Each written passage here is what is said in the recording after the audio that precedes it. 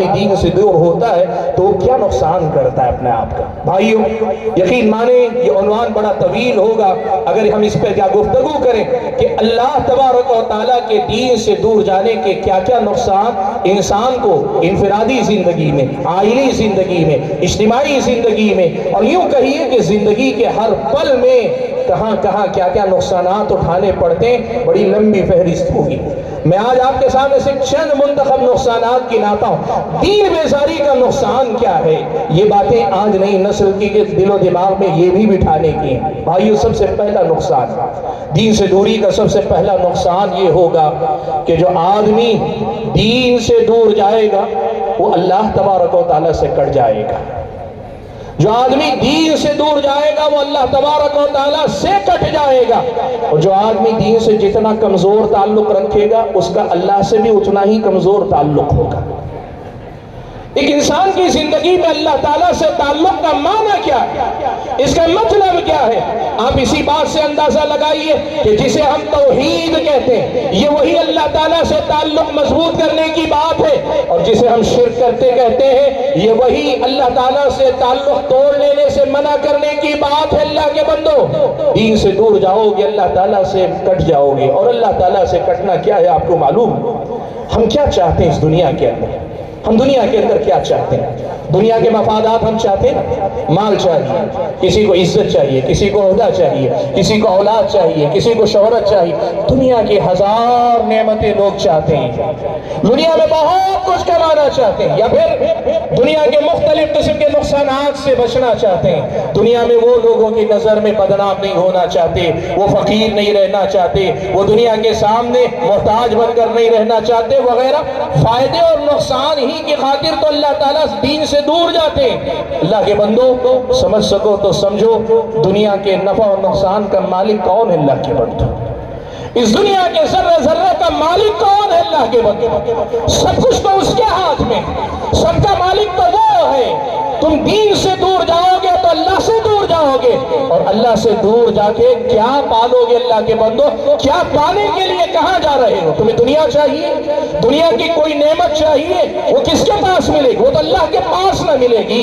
اللہ نے کہا نا قُلِ اللَّهُمَّ مَالِكَ الْمُلْكِ تُؤْتِي الْمُلْكَ مَن تَشَاءُ وَتَنزِعُ الْمُلْكَ مِمَّن تَشَاءُ وَتُعِزُّ مَن تَشَاءُ وَتُذِلُّ مَن تَشَاءُ بِيَدِكَ الْخَيْرُ إِنَّكَ عَلَى كُلِّ شَيْءٍ قَدِيرٌ۔ اے اللہ کے نبی آپ کہہ دیجئے اللہم اے اللہ تعالیٰ مالک الملک، ہر قسم کی بادشاہت کے مالک ہے، ہر قسم کی ملکیت کے مالک، تؤتی الملک من تشاء، تو دیتا ہے جس کو دیتا ہے بادشاہت یا ملکیت، تو دیتا ہے جسے دے چاہتا ہے، وتنزع الملک ممن تشاء، بادشاہت یا ملکیت چھینتا ہے تو وہ تو چھینتا ہے، وتعز من تشاء، تو ہی عزت دیتا ہے جس کو چاہتا ہے، وتذل من تشاء، تو ہی ذلیل و رسوا کرتا ہے جس کو چاہتا ہے، بیدک الخیر، تیرے ہی ہاتھ میں خیر ہے، خیر کے سارے اختیارات تیرے ہاتھ میں ہیں، اور تفسیر میں کہا جائے گا خیر و شر کے سارے فیصلے تیرے ہی ہاتھ میں ہیں، تو ہی سب کچھ کرتا ہے، انک علی کل شیء قدیر، تو ہی ہر چیز پر قدرت رکھنے والا ہے۔ اللہ کے بندو جس کے ہاتھ میں سب کچھ ہے اس کے در سے کٹ کے جا کے دنیا میں کیا پالو گے؟ کہاں سے پالو گے؟ اللہ کے بندو اللہ سے جڑو گے تب نہ ملے گا۔ اللہ تعالیٰ سے کٹ کر جا کے دنیا میں کہاں کہاں بھٹکتے ہو، در در کی ٹھوکریں کھاتے ہو۔ اللہ کے بندو دین سے کٹو گے، اللہ سے کٹو گے، اور اللہ سے کٹو گے تو حقیقت میں اپنے پیروں پہ کلہاڑی مارو گے، اپنے آپ کو محروم کرو گے۔ آپ نے کسی یتیم کو دیکھا؟ ایک یتیم بچہ جس بچے کے بچپن میں ہی یا لڑکپن میں باپ کا انتقال ہو گیا، اور اللہ نہ کرے کبھی ایسا بھی ہوتا ہے باپ کے ساتھ ماں بھی انتقال کر جاتی ہے، وہ بچہ جہاں رہتا ہے سب لوگ اس پہ ترس کھاتے ہیں، سب لوگ اس پہ ترس کھاتے ہیں، کیسا بیچارہ ہے، کیا ہوگا اس کا، کیسے ہی اپنی جوانی کو پہنچے گا، کون اس کے مسائل کا ذمہ دار ہوگا؟ سماج کا ہر آدمی۔ بسا اوقات ظالم سے ظالم انسان کا دل بھی اس یتیم کے لیے پگھل جاتا ہے۔ کیوں؟ کیا اس لیے کہ اس کا باپ نہیں ہے، اس کی ماں نہیں ہے، یہ ماں باپ سے محروم ہے، یہ خود اپنے آپ کے مسائل کیسے دیکھے گا؟ میرے بھائیوں آج ایک حقیقت یاد رکھنا، ایک یتیم بچہ جس قدر زیادہ قابل رحم حالت میں ہوتا ہے، اللہ سے کٹنے والا انسان اس سے کہیں زیادہ بڑا یتیم ہے۔ اللہ کے بندو اس یتیم بچے کی یتیمی کا کوئی نہ کوئی سہارا ہو جائے گا۔ کبھی اس کا چچا پال لے گا، کبھی کوئی صاحب حیثیت اس کی کفالت کر لے گا، کبھی کوئی اور اس کی ذمہ داری لے لے گا، سماج میں اللہ تعالیٰ کوئی نہ کوئی اس کا انتظام کر لے گا۔ لیکن میں اور آپ اگر اللہ تعالیٰ سے کٹ گئے تو ہمارا کون ہوگا؟ اللہ کے بندو کون ہے جو ہم اور آپ کو سہارا دے گا؟ اللہ کے بندو، دین سے دور جا کر ہم اللہ سے دور جا رہے ہیں، اور اللہ سے دور ہو کر ہم سے بڑا یتیم اور محروم کوئی نہیں ہو سکتا۔ اسی لیے یاد رکھو اللہ کے بندو، نئی نسلوں کی رگ و پے میں یہ اتارو کہ ہماری زندگی کا حاصل یہی ہے کہ ہم اللہ تعالیٰ کے بندے ہو جائیں، اللہ تعالیٰ سے ہمارا رشتہ مضبوط سے مضبوط تر ہو جائے۔ یہی تو میری اور آپ کی زندگی کا حاصل ہے اللہ کے بندو۔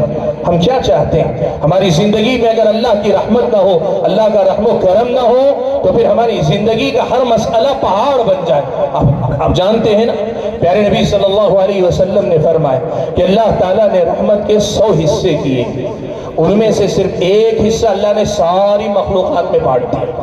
ایک حصہ اللہ نے ساری مخلوقات میں بانٹ دیا، اور وہی ایک حصہ ہے جو ہمارے آپ کے بنی نوع انسان کے، اور صرف انسان نہیں، جانوروں کے دل میں بھی جو اپنی اولاد، اپنے بچوں کے لیے جو رحم و کرم ہے، وہ بھی اسی ایک حصے کا حصہ ہے۔ سب ساری مخلوقات میں جو رحمت بٹی ہوئی ہے، رحم و کرم کا جذبہ ہے، وہ 99 حصوں کے مقابلے میں ایک حصہ ہے۔ اللہ کے نبی نے مثال دے کر کہا کہ ایک جانور قدم رکھنے سے پہلے یہ جو دیکھتا ہے کہ کہیں میرے قدم کے نیچے خود میرا اپنا بچہ نہ آ گیا ہو، یہ رحم و کرم کا جذبہ بھی اسی ایک جز یا ایک حصے کا حصہ ہے۔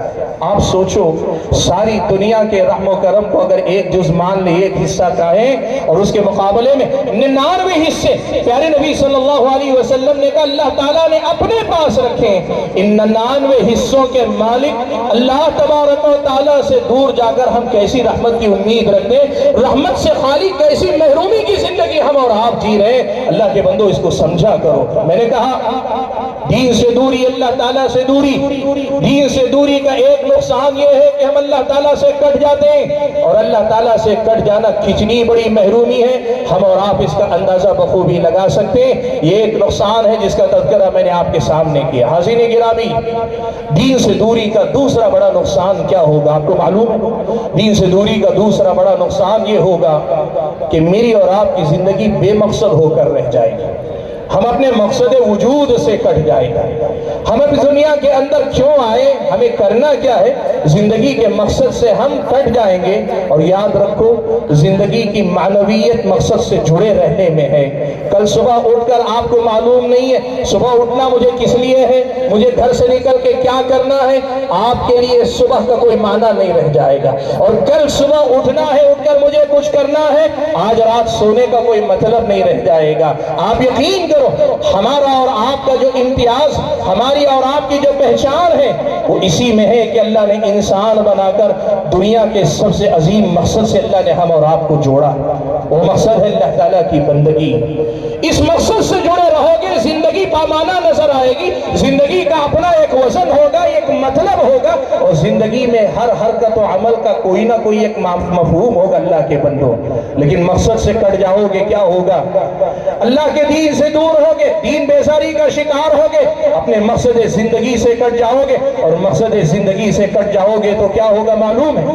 نہ صرف یہ کہ اللہ تعالیٰ سے دور ہوگے، قرآن کی آیت کے الفاظ میں اگر میں آپ کے سامنے بات رکھوں، اللہ تعالیٰ نے کہا وہ انسان جو اپنی زندگی کے مقصد سے نہیں جڑتا یا اپنے مقصد کو پورا نہیں کرتا، وہ جانور بھی نہیں رہ جاتا، جانوروں سے بھی کہیں زیادہ گیا گزرا ہو جاتا ہے۔ اللہ نے فرمایا لَهُمْ قُلُوبٌ لَا يَفْقَهُونَ بِهَا وَلَهُمْ أَعْيُنٌ لَا يُبْصِرُونَ بِهَا وَلَهُمْ آذَانٌ لَا يَسْمَعُونَ بِهَا أُولَئِكَ كَالْأَنْعَامِ بَلْ هُمْ أَضَلُّ أُولَئِكَ هُمُ الْغَافِلُونَ۔ اللہ نے فرمایا اللہ نے ان کو دل دیے ہیں لیکن سمجھتے نہیں، اللہ نے کان دیے ہیں لیکن سنتے نہیں۔ اللہ تعالیٰ نے ان کو وَلَهُمْ آذَانٌ لَا يَسْمَعُونَ بِهَا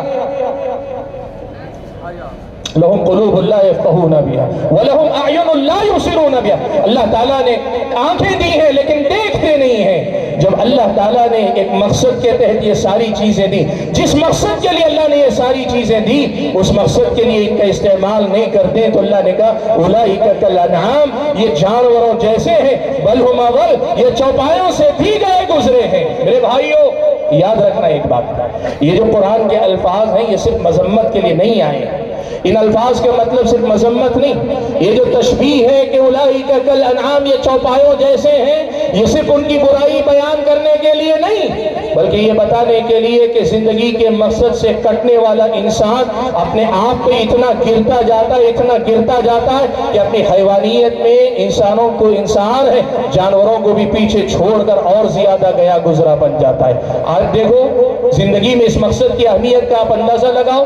میں نے ابھی آپ کے سامنے بات رکھی، لوگ کیا سمجھتے ہیں؟ کامیاب زندگی کا تصور لوگوں کے پاس یہ ہے کہ ایک اچھا بنگلہ ہو، اچھا کاروبار یا ذریعہ آمدنی ہو، زندگی جینے کے لیے سواری ہو، اسباب تعیش، اسباب عیش موجود رہے، سب ٹھیک ٹھاک چلے اور مجھ پر کوئی روک ٹوک نہ ہو، مجھے کوئی ڈر بھی نہ ہو، مجھے کسی قسم کا خطرہ نہ ہو۔ یہی تو سب لوگ دنیا سمجھتے ہیں۔ اگر یہی کامیابی تھی اور اسی سے انسان مکمل ہو جاتا ہے تو آپ جانتے ہیں مغربی دنیا کے ممالک، یورپ اور امریکہ کے بہت سارے ممالک اور بستیاں اور بہت بڑی آبادی ایسی ہے جن کو یہ ساری چیزیں میسر ہیں۔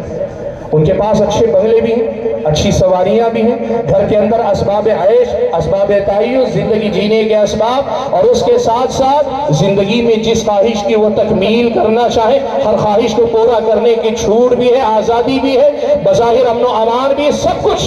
لیکن کیا آپ یہ بات نہیں دیکھتے کہ اسی یورپ اور امریکہ کے ہزاروں نہیں لاکھوں کی تعداد میں سیاح سیاحت کے لیے آتے ہیں، لیکن انہی میں ایک بڑی تعداد ایسے لوگوں کو بھی ہوتی ہے جو سکون کی تلاش میں آتے ہیں۔ وجہ کیا ہے؟ وہ باہر سے آباد دنیا کے باوجود اندر سے بہت خالی ہے۔ اللہ کے بندو، زندگی میں جب مقصد نہیں رہ گیا، اپنی زندگی کے مقصد کو وہ پہچان نہیں سکے تو ہوا کیا پتہ ہے آپ کو؟ ان کے ساتھ یہ مسئلہ ہوا کہ وہ اندرونی خلا، اندرونی خالی پن کا شکار ہیں، اور اسی کے نتیجے میں سارے اسباب عیش کو چھوڑ کر وہ سکون کی تلاش میں مشرق کی طرف آتے ہیں۔ ان میں سے کچھ لوگوں کو اللہ تعالیٰ اسلام کی توفیق عطا کر دیتا ہے، وہ اسلام قبول کر لیتے ہیں اور بڑی مضبوطی کے ساتھ اسلام پہ جم جاتے ہیں۔ لیکن ان میں سے کچھ ایسے بھی ہیں، آپ جانتے ہیں ہمارے اپنے ملک کے اندر آشرموں کے اندر باباؤں کے پاس تیسرے